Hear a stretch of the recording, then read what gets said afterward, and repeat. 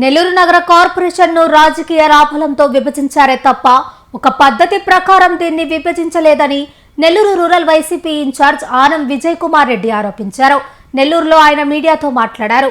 ఈ సందర్భంగా ఆయన మాట్లాడుతూ జనాభా ప్రాతిపదికపై విభజిస్తే 54 డివిజన్లు 72 డివిజన్లు అయ్యాయని, దీనివల్ల వర్కర్లకు కూడా ఇబ్బంది ఏర్పడుతుందని, రకరకాలైన మార్పులు వస్తాయని ఆయన పేర్కొన్నారు. విభజన అసాంఘికంగా జరిగిందని ఆయన ఆరోపించారు. ఇలాంటి దుర్మార్గపు ఆలోచన ప్రభుత్వ అధికారులు మార్చుకోవాలన్నారు.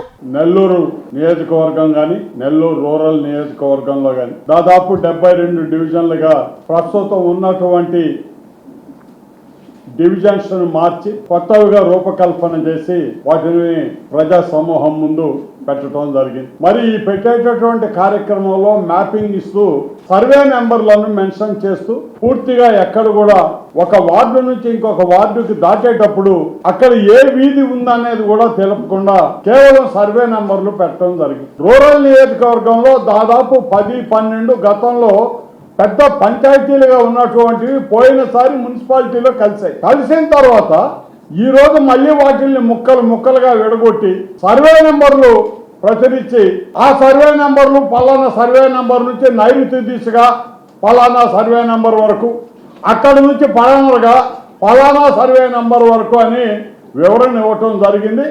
దీనికి అభ్యంతరాలు ఏమన్నా ఉంటే వారం రోజుల్లో తెలుపుకోవాల్సిందిగా మరి కమిషనర్ గారు చెప్పడం జరిగింది. ఎక్కడైనా కూడా పల్లెటూళ్ళలో కూడా ఆఖరికి టౌన్స్ అన్ని వదిలేయి, పల్లెటూళ్ళలో పొలాలు ఉన్నాయి, సర్వే నెంబర్లు పట్టా నెంబర్లు ఇవన్నీ జరిగేటటువంటి క్రమంలో అంతో ఇంతో అవగాహన ఉండే ప్రజలకు కూడా వాళ్ళ డివిజన్ ఏ విధంగా చేర్చబడింది, ఎక్కడి నుంచి ఎక్కడి దాకా అనేది కనుక్కోలేనటువంటి పరిస్థితిలో ఆ ప్రచురణ జరిగిందని మనం చేస్తా ఉన్నాం. మరి దీనిని ఈ సర్వే నెంబర్ ఎక్కడి నుంచి ఎక్కడ పోతుంది, ఇప్పుడు ఫలానా పక్కన ఉన్నటువంటి డివిజన్ మీరు ఏదైతే చూపించారో ఆ సర్వే నెంబర్ ఎక్కడి వరకు ఉంది అంటే దాని మీద వివరణ ఇవ్వడానికి విఆర్ఓ లేడు, విఏఓ అంతకన్నా లేడు, ఎవరిని అడగాలో తెలియలా, ఎవరు సమాధానం చెప్పే పరిస్థితి లేదు. మరి ఇటువంటి విధంగా ఎక్కడెక్కడైతే వాళ్ళకి అనుకూలత ఉందో అక్కడ వాళ్ళు మార్కింగ్ చేసుకుంటా అనుకూలత లేని స్థలాల్ని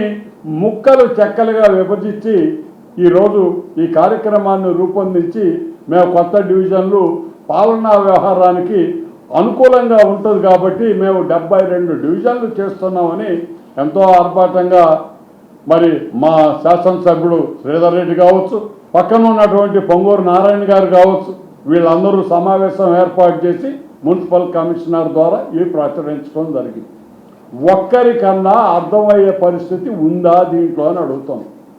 వారం రోజుల సమయంలో ఏ సర్వే నెంబరు ఎక్కడి నుంచి ఎక్కడ దాకా, ఇప్పుడు కోడూరుపాడు నుంచి గుడపల్లిపాడు దాకా 3-4 సర్వే నెంబర్లలో నైరుతి, తూర్పు, ఉత్తరం అంట దిశల పేర్లు రాస్తూ ఆ సర్వే నెంబర్లు మీరు బౌండరీ గీస్తే ఎవరికి తెలియాలండి?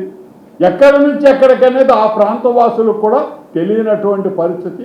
అందరూ కూడా వచ్చి నాతో మాట్లాడటం జరిగింది. మరి అదేవిధంగా టౌన్కు సంబంధించి టౌన్లో ఉన్నటువంటి పొదలకూరు రోడ్లో ఉన్నటువంటి కొత్తూరు కావచ్చు, బుదిబుది నెల్లూరు కావచ్చు, కల్లూరుపల్లి కావచ్చు, పడారుపల్లి కావచ్చు, ఇవన్నీ కూడా మేజర్ పంచాయతీలు అండి. ఒకప్పుడు నెల్లూరు రూరల్లో మున్సిపాలిటీలో పోయినసారే కలిసాయి కొత్తగా.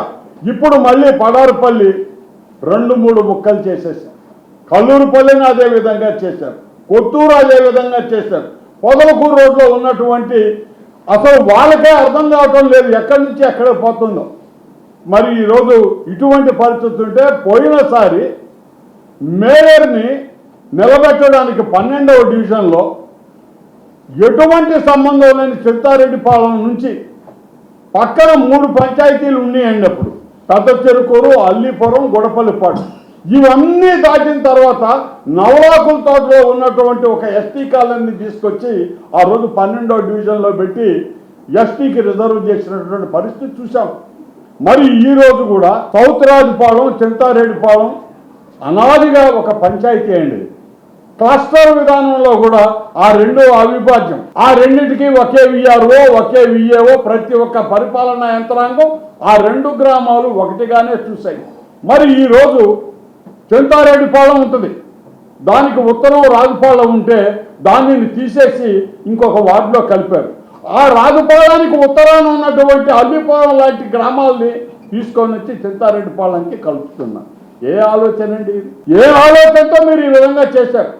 ఎక్కడన్నా చింతారెడ్డిపాలెం, రాజుపాలెం ఈ అన్ని కూడా చేరిన తర్వాత కూడా జనాభాలో అసమానత ఉంటే పక్క ఊరు ఏదన్నా దాన్ని చేర్చామనంటే అర్థం ఉంది తప్ప దీంట్లో ఆనుకొని ఉన్న దాన్ని తీసుకుపోయి మీరు 3వ వార్డులో పెట్టేసి ఎక్కడా సంబంధం లేని అల్లిపురం, నవలాకుల తోట ఒక ప్రాంతం, ఈ నెల్లూరు టౌన్కి సంబంధించిన పాత 11వ వార్డులో ఒక బిట్టును తీసుకొని వచ్చి 22వ వార్డులో కలపటం. దీనివల్ల ఉపయోగం ఎవరికండి? కేవలం తెలుగుదేశం మేము గెలుచుకోవాలనే ఉన్నాం, వైఎస్ఆర్సీపీ గెలవలేకపోయిందని చెప్పుకునేదానికి చేసినటువంటి ఆలోచనే తప్ప పరిపాలనా విభాగం మాకు మౌలిక వసతులు కల్పించినటువంటి నీటి విషయం కావచ్చు, క్లీనింగ్ విషయం కావచ్చు, అక్కడ ఉన్నటువంటి మున్సిపాలిటీ వర్కర్ల విషయం కావచ్చు, మొత్తం మారిపోతున్నాయి. ఎవరికెవరు సంబంధం లేకుండా పోతారు. మళ్ళీ కొత్తగా అందరినీ తయారు చేయాల్సినటువంటి దుస్థితి ఈరోజు అక్కడికి వస్తుంది. వచ్చినా కూడా మాకు ఎలక్ట్రిసిటీ మొత్తం ఒకే లైన్లో ఉంటాయి మా ఊళ్ళన్నీ. ఇవన్నీ కూడా రేపు ఎక్కడికక్కడ విడిపోయేటటువంటి పరిస్థితి చేసుకొని వచ్చారు. కాబట్టి మేము కూడా నెల్లూరు కమిషనర్ గారికి లెటర్ పెట్టాం. అయ్యా, ఇది పూర్తిగా దుర్మార్గపు ఆలోచనతో రాజకీయ కోణంలో విభజించారే తప్ప జనాభా ప్రతిపాదికన దాని అవసరాన్ని గుర్తించి ఈ విభజన జరగలేదు. కాబట్టి మళ్ళీ ఒకసారి దీన్ని మీరు పునఃపరిశీలించాలని చెప్పి కూడా మేము ఉత్తరం పెట్టడం జరిగింది. మరి ఈరోజు వారు ఏం చేస్తారో చూస్తాం. ఎందుకంటే పెద్దలు చెప్పినట్టు ఎస్ఐఆర్ ప్రోగ్రాం జరుగుతూ ఉంది, కులగణన జరుగుతూ ఉంది. ఫైనల్ లిస్టు సెప్టెంబర్ ఆఖరులోపు రిలీజ్ చేస్తామని వాళ్ళు చెప్తా ఉన్నారు. నవంబర్ దాకా మున్సిపాలిటీ ఉంది. ఏం అవసరమైతే మీరు ఈ రోజు ఇప్పటికిప్పుడు 72 ఇగో మేము పెట్టేస్తా ఉన్నామని చెప్పి మీరు పరిపాలనా విధానంగా ఈరోజు ఇవి చూపించాల్సిన అవసరం ఏమొచ్చింది అని మిమ్మల్ని అందరినీ కూడా మేము అడుగుతున్నామండి. కారణం ఏంటి? సెప్టెంబర్లో ఫైనల్ ఓటర్ లిస్ట్ వస్తే మీరు జనాభా ప్రతిపాదికను మీరు డివైడ్ చేయండి, ఎవరు కాదని. ఆ రోజేమో కోడూరుపాడు 1వ డివిజన్ 16,000 పెట్టారు. పక్కన ఉన్నటువంటి నవలాకుల తోటదేమో 6,000 పెట్టారు. చింతారెడ్డిపాలెం కాడికి వస్తే 11,000 పెట్టారు. అదే టౌన్లోకి వచ్చేటప్పటికి ఒక వార్డులో కేవలం 6,000 జనాభానే పెట్టారు. ఇటువంటి అసాంఘిక చర్యలు అంటారండి వీటిని, నైతిక చర్యలు కావి. కేవలం దుర్మార్గపు ఆలోచనతో ఇప్పుడు ఉన్నటువంటి శాసనసభ్యుడు నెల్లూరు రూరల్ కావచ్చు, నారాయణ గారు కావచ్చు, వీళ్ళందరూ సమిష్టిగా చేసినటువంటి ఆలోచన వైఎస్ఆర్ కాంగ్రెస్ పార్టీకి అవకాశం లేకుండా మొత్తం మనమే దీనిని పూర్తిగా మనం గెలిచే విధంగా చేసుకుంటామని ముక్కలుగా చేసినటువంటి పరిస్థితి. గౌరమ్మ వార్డు ఉంది, గౌరమ్మ వార్డు 3 ముక్కలుగా తెగిపోయింది. ఏం అవసరం అండి? ఒకే తోట ఉందండి, మొత్తం ఒకే తోట ఉంది, దాన్ని 3 ముక్కలు చేసి 3 పక్కలకు తరిమేసి ఆమెకు చిన్నది ఈ ప్రాంతానికి సంబంధం లేని అన్ని తీసుకొని వచ్చి కలిపారు. దీనివల్ల ఎవరికి ఉపయోగం, ఏమి చేయాలనేటటువంటి ఆలోచన కనీసం చదువుకున్నవారు, పెద్ద చదువులు చదివి కమిషనర్లు అయినారు.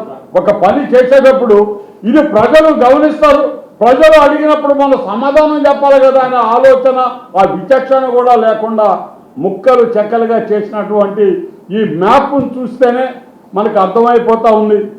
కేవలం కుట్ర కోణంగా ఈ విభజన జరిగింది. కాబట్టి ఎస్ఐఆర్ ప్రోగ్రాం అయిపోయి కులగణన జరిగిన తర్వాత, జనాభా గణన జరిగిన తర్వాత జనాభా ప్రతిపాదికన రిజర్వేషన్లను అనుసరించి మీరు విభజన చేయాలే తప్ప మీ ఇష్టం వచ్చినట్టు చేసి మేము గెలిచామని అంటే ప్రజలు కూడా హర్షించరండి దీన్ని. అందుకనే మేము కమిషనర్ గారిని, మంత్రి గారిని ఇద్దరిని కూడా కోరుతున్నాం, మీరు చేసినటువంటి ఈ విభజనని వైఎస్ఆర్ కాంగ్రెస్ పార్టీ రూరల్ నియోజకవర్గ ప్రతినిధులందరూ కూడా వ్యతిరేకిస్తున్నారు.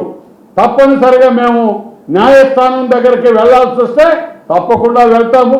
మాకు జనాభా ప్రతిపాదికన సవ్యమైనటువంటి విభజన మీరు చేస్తే ఇబ్బంది లేదు.